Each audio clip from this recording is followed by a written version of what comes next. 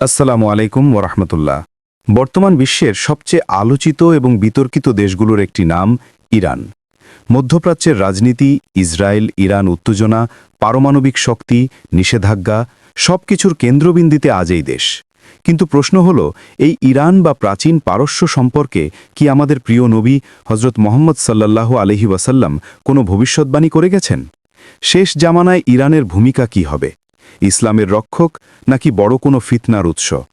আজ থেকে প্রায় ১৪০০ বছর আগে, যখন আধুনিক রাষ্ট্রব্যবস্থা, যুদ্ধবিমান বা পারমাণবিক শক্তির কোনো ধারণাই ছিল না, ঠিক সেই সময় নবীজি সাল্লাল্লাহু আলাইহি ওয়াসাল্লাম পারস্য জাতি সম্পর্কে এমন কিছু কথা বলে গেছেন যা আজকের বাস্তবতার সঙ্গে অদ্ভুতভাবে মিলে যায়। আজকের ভিডিওতে আমরা কোরআন ও সহি হাদিসের আলোকে গবেষণামূলক দৃষ্টিভঙ্গিতে জানার চেষ্টা করব ইরান নিয়ে ইসলাম কি বলে, আর আমাদের জন্য এর শিক্ষা কি। সহি বুখারী ও সহি মুসলিমে বর্ণিত একটি বিখ্যাত হাদিস। আবু হুরায়রা রাদিয়াল্লাহু আনহু বলেন, যখন সূরা জুমুয়ার ৩ নম্বর আয়াত নাজিল হল, যার অর্থ হচ্ছে এই যে তিনি অন্যদের মধ্য থেকেও রাসূল পাঠিয়েছেন যারা এখনও তাদের সঙ্গে মিলিত হয়নি, তখন সাহাবায়ে কেরাম প্রশ্ন করলেন, হে আল্লাহর রাসূল, এরা কারা?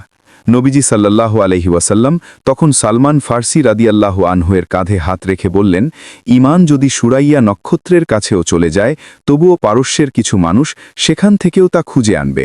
সহি মুসলিম। আলেমদের ব্যাখ্যায় বোঝা যায়, এই হাদিসে পারস্যবাসীদের জ্ঞান পিপাসা, সত্য অনুসন্ধান ও ঈমানের দৃঢ়তা সম্পর্কে সুস্পষ্ট ইঙ্গিত রয়েছে। ইতিহাসে দেখা যায়, হাদিস, ফিকহ, তাফসির, দর্শন সব শাস্ত্রেই পারস্য অঞ্চলের আলেমদের আধিপত্য ছিল। ইসলামের ইতিহাসে আমরা দেখি, ইমাম আবু হানিফা রহমতুল্লাহ আলাইহ, ইমাম গজ্জালি রহমতুল্লাহ আলাইহ, ইমাম তাবারি রহমতুল্লাহ আলাইহ, এদের অনেকেই পারস্য অঞ্চলের সন্তান।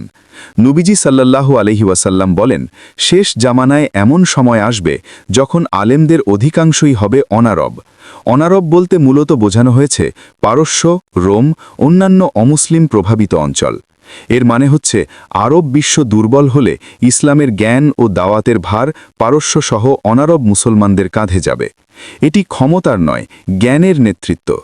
আজও ইরান বিজ্ঞান, প্রযুক্তি এবং শিক্ষা ক্ষেত্রে অগ্রসর। তবে প্রশ্ন থাকে, এই অগ্রগতি কি ঈমানের পথে ব্যবহৃত হচ্ছে নাকি ক্ষমতার পথে? এখন আসি একটি অত্যন্ত সংবেদনশীল ও সতর্কতামূলক ভবিষ্যদ্বাণীতে। সহি মুসলিমে বর্ণিত হাদিসে নবীজি সাল্লাল্লাহু আলাইহি ওয়াসাল্লাম বলেন, দাজ্জাল বেরোবে। তার সঙ্গে ইসফাহান থেকে ৭০,০০০ ইহুদি থাকবে, যাদের পরনে থাকবে তাইলিসান নামক বিশেষ চাদর। ইসফাহান আজকের ইরানের একটি ঐতিহাসিক শহর। এখানে বহু শতাব্দী ধরে একটি বড় ইহুদি সম্প্রদায় বসবাস করে আসছে। এখানে একটি গুরুত্বপূর্ণ বিষয় পরিষ্কার করা দরকার। এই হাদিস পুরো ইরান জাতিকে অভিযুক্ত করে না, বরং এটি একটি নির্দিষ্ট স্থান ও নির্দিষ্ট গোষ্ঠীর কথা বলে।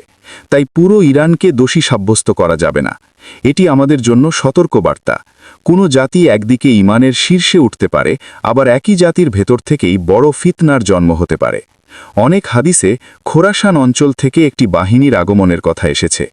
ঐতিহাসিক খোরাসান অঞ্চল অন্তর্ভুক্ত ছিল বর্তমান ইরান, আফগানিস্তান, মধ্য এশিয়ার কিছু অংশ।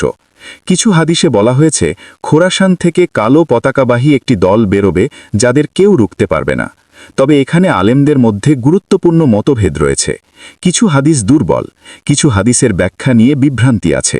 চরমপন্থী গোষ্ঠীগুলো এসব হাদিস অপব্যবহার করেছে।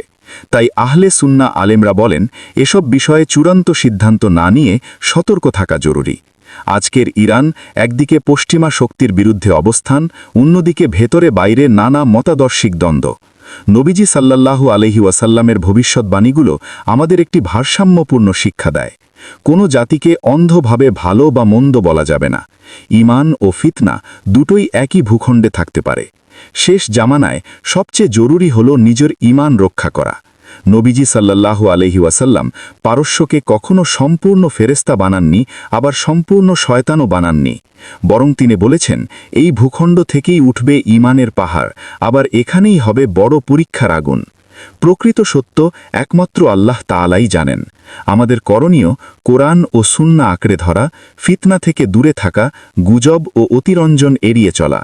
ভিডিওটি যদি আপনার উপকারে আসে তাহলে লাইক দিন, শেয়ার করুন এবং আপনার মতামত কমেন্টে জানান। আল্লাহ হাফেজ।